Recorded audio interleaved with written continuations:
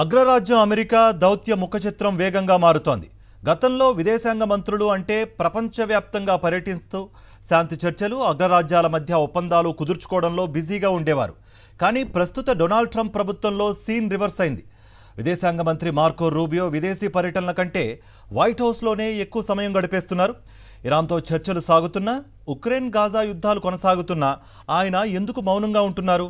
Trump తన విదేశాంగ విధానాన్ని ప్రైవేట్ వ్యక్తులకు అప్పగిస్తున్నారా? దీనిపై సాక్షి టీవీ ప్రత్యేక కథనం. దాదాపు 5 దశాబ్దాల తర్వాత అమెరికాలో ఒకే వ్యక్తి 2 కీలక పదవులను నిర్వహిస్తున్నారు.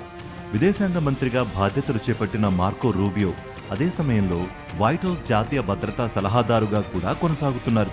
1970వ దశకంలో హెన్రీ కిసింజర్ తర్వాత ఈ ఘనత సాధించింది రూబియో మాత్రమే.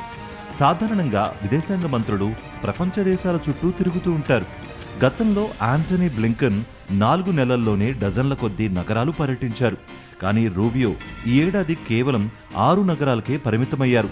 దీనికి ప్రధాన కారణం క్షణక్షణం సంచలన నిర్ణయాలు తీసుకునే అధ్యక్షుడు ట్రంప్ పక్కనే ఉండి విధానాలను సమన్వయం చేయడమే తన ప్రాధాన్యమని రూబియో భావించడమే. అయితే అక్కడే అసలు ట్విస్ట్ ఉంది. ఇరాన్, ఇజ్రాయెల్, ఉక్రెయిన్ వంటి కీలక దేశాలతో జరిపే అత్యున్నత స్థాయి చర్చలను ట్రంప్ తన సన్నిహితులకు అప్పగించారు. రియల్ ఎస్టేట్ దిగ్గజం స్టీవ్ విట్కాఫ్, ట్రంప్ అల్లుడు జారెడ్ కుష్నర్ ఇప్పుడు పాకిస్తాన్ వేదికగా ఇరాన్ ప్రతినిధులతో చర్చలు జరుపుతుండడం గమనార్హం. విదేశాంగ శాఖ మంత్రి విదేశాల్లో ఉండాల్సింది పోయి అమెరికాలో ట్రంప్తో కలిసి UFC వంటి క్రీడలను వీక్షించడంపై దౌత్యవేత్తలు పెదవిరుస్తున్నారు. విదేశాంగ శాఖ ఖాళీగా ఉందనే విమర్శలు వినిపిస్తున్నాయి.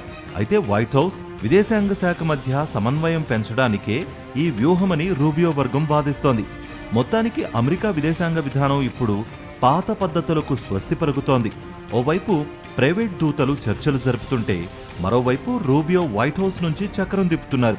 ఈ నయా దౌత్యం ప్రపంచ రాజకీయాలను ఏ దిశగా నడిపిస్తుందో చూడాలి.